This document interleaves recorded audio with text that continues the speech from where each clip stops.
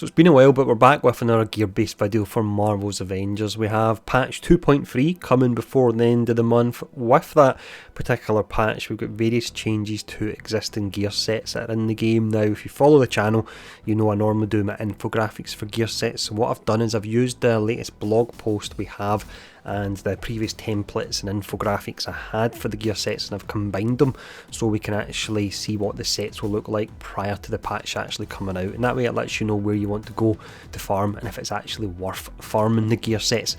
Now I will say, when I was going through the blog post, it took an absolute age, so I'm going to do a video for each of the different characters as opposed to doing them all in one video. It took an age because a lot of the names and a lot of the references looked to be incorrect in the blog, unfortunately, when I was tying them up with everything I had at my end, which is up to date. So yeah, so it took a fair amount of time to do for that, but we've got Iron Man we will be covering today, and it's 3 different sets that I'll show off. So these sets will include the new perks that we have been told about, and I've highlighted the perks as well so you can see which ones are actually the new ones, and what I'll do when I'm talking through them, I'll let you know if I think they're actually worth farming as well. But let's jump in. We'll start off looking at the classic set first. Starting off here, I'm actually showing this off from the blog post. This is giving you all information on like the focus for the particular set. So the classic power set is designed around highlighting several key features of the hero without focusing in any single aspect. Pieces from this set can be matched well with other sets, as it does not rely on itself due to having general overall improvements. This hero set is perfect for those trying to create custom builds and filling in the blanks while experimenting. So overall it's just a bit of a bog standard set. It's not going to be specific to any particular builds or anything like that. It will just be various different upgrades over different areas. Now let's talk about where you actually go to farm it.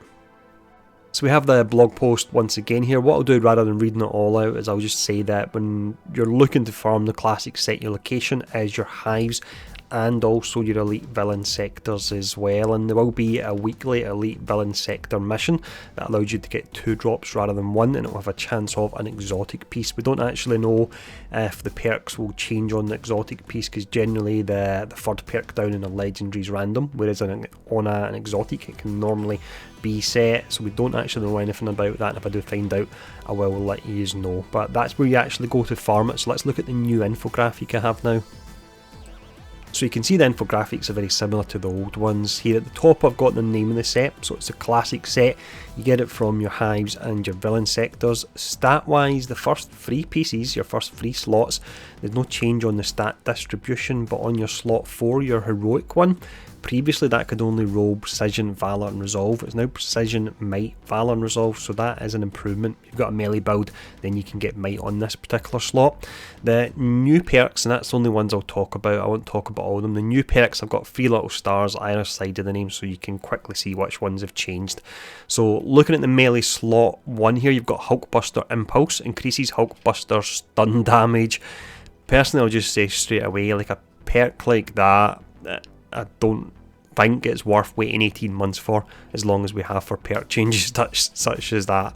It's really pretty disappointing. It could be useful for certain builds for going up against the likes of Claw when you need to stun them, but 18 months and we've got increased stun damage, not a fan of that much. Looking at the slot 4 here, Hulkbuster Breaker, increases Hulkbuster damage. Again, it's a pretty basic perk, you're nothing that interesting about it. Hopefully it'll make Hulkbuster a bit more viable, because the damage on it is really low at the moment. And then just below it you've got Armory Spike, so increases all crit damage from weapons. Once again, pretty basic, bit more useful this one than what we had before, but definitely pretty basic considering how long we've actually waited on these perk changes. But that's a classic set. Let's look at the technical set next. Once again here, we'll quickly go over the focus of the set from the blog post. So the technical set is designed around a technical or support aspect of the hero, while being more focused on survival, close combat and armour. Many perks will increase the duration of skills, add defensive, offensive capabilities to heroics, or help heroes while in the thick of combat.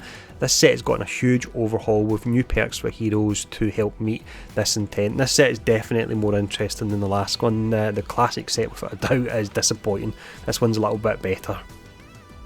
So this particular one, in regards to the location, it will drop from your vaults. Now they made it so you no longer need a vault key, which sounds like a great improvement, but you can only run 1 vault mission per day, which is absolute garbage. I hate that they've done this. They've done it with the villain sectors where you could farm the bosses to actually try out builds, but yeah, for some reason they've made it so you can only do 1 vault mission per day.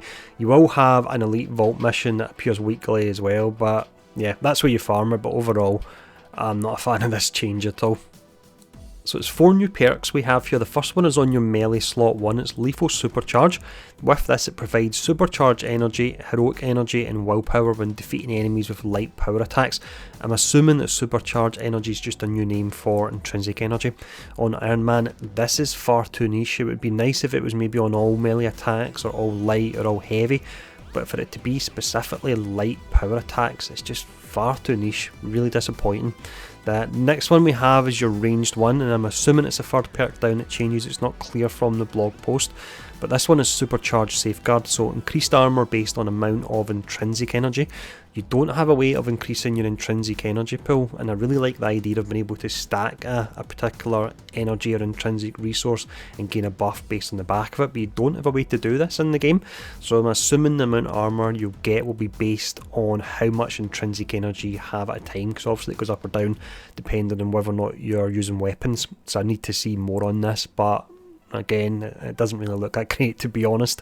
Moving on to the slot 4, which is the heroic one, we've got 2 changes here. So you have Supercharge Safeguard. You can see that name's getting used a lot in this set. So with this one here, grants armour while Supercharge is active. So again, I'm assuming that's when you've got your intrinsic bar full and you've got your arc reactor going off and you've got your bonus damage, you'll gain some armour as well. And then you've got Supercharge Extension, increases duration, Supercharge is active. I like this one, it's pretty basic, in fact it's really basic, but I like this because Iron Man, when he's got his arc reactor active, it feels real fun and you can just spam all your weapons. So if this allows you to spam it longer, then that is pretty nice. But that is the technical set there. A couple of nice changes, but again, overall not worth waiting as long as we have for these changes. But let's check out the final set. This is the Apex set. So the final set then, as mentioned, it's the Apex Power set. So this is essentially your priority mission set, and you can also get it from your flashback missions as well, but it's called the Apex Power set now.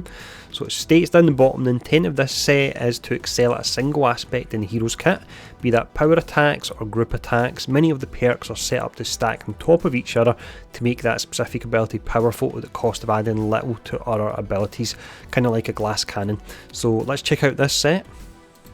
So we have 5 different perks here. We actually have one piece which has got 3 brand new perks. This is probably the most interesting one out of the 3 different sets that have been changed. But we jump straight to slot number 3, the defensive one. We have Skyguard Disruptor, increases energy gain from intrinsic orbs. Pretty basic, but will allow you to get your overcharge status up quicker.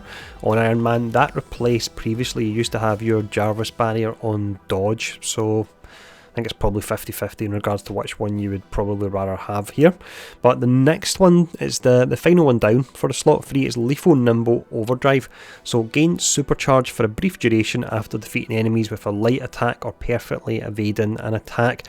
This is actually pretty nice. It sounds like this is your overcharge status. It essentially gives you for a short status where you can then spam all your different weapons after beating someone with a light attack, and it's not like when we looked earlier on a light power attack, it's a light attack. So this one's actually relatively decent. It's quite bad that that's actually a compliment that I'm saying relatively decent is good, but yeah, that's that one there. Looking at the slot 4, which is the heroic, so it's 3 new perks.